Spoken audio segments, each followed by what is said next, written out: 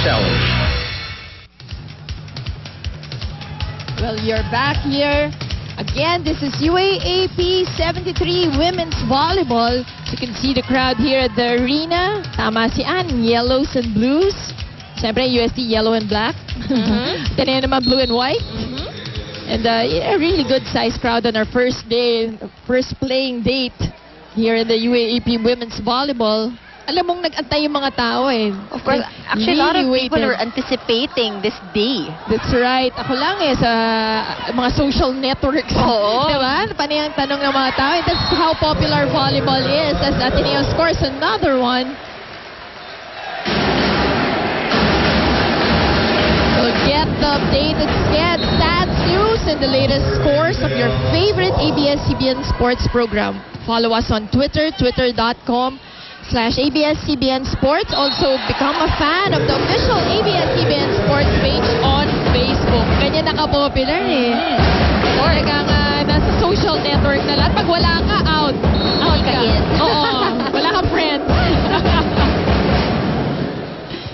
Again, back to the game. Ateneo scrambling for the ball, but saves it. Play coming from UST.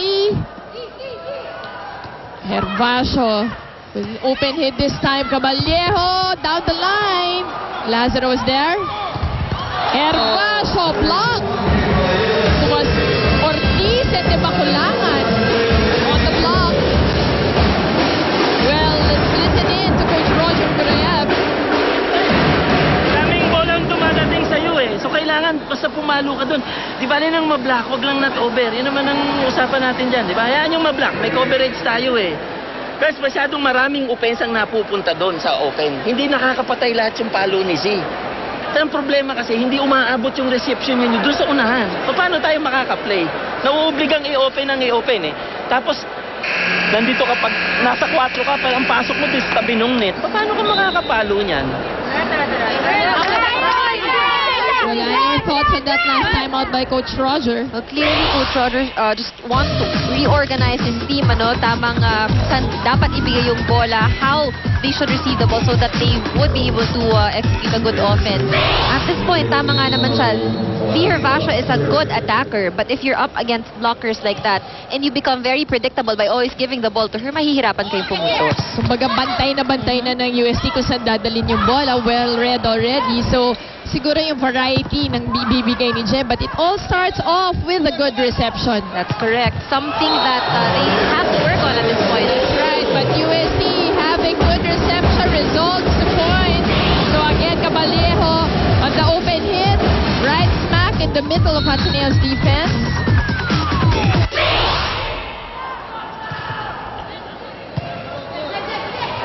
Oh, that was slow. Yeah, that was going to be supposed to be a quick hit.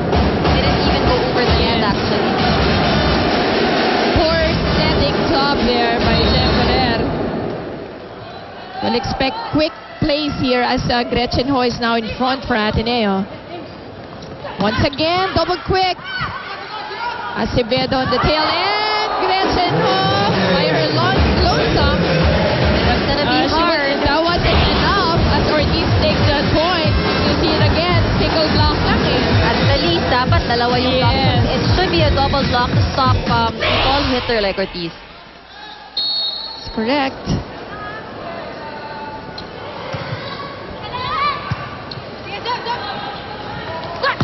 Acevedo, nakapay ba na Swerte pa.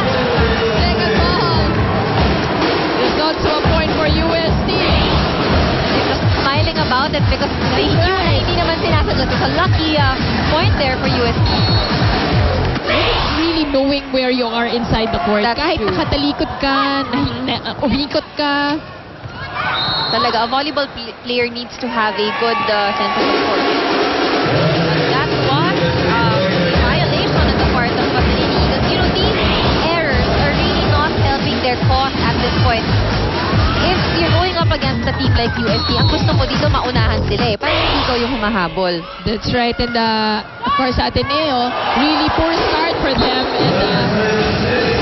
And tama nga eh, ang dami masyadong errors. Sabi nga ni Coach Roger Coreab kanina in their timeout, okay lang lang na mablock. Basta wag lang yung not over kasi sure point na or sa net, into the net. So, sure point na kasi yun for UST, given to UST.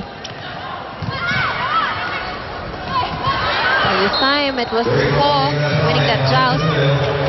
UST needing just one more point to take this first set, but Ateneo has the ball as Jesus serves. Oh, that's going to be long, and that ends our first set as UST takes this one. And really, Ateneo very slow start. Very slow start and quite few errors that we saw from them. Right. And you can see that from the score, UST 25, Lady Eagles with 13. More of the UST Ateneo game in a while.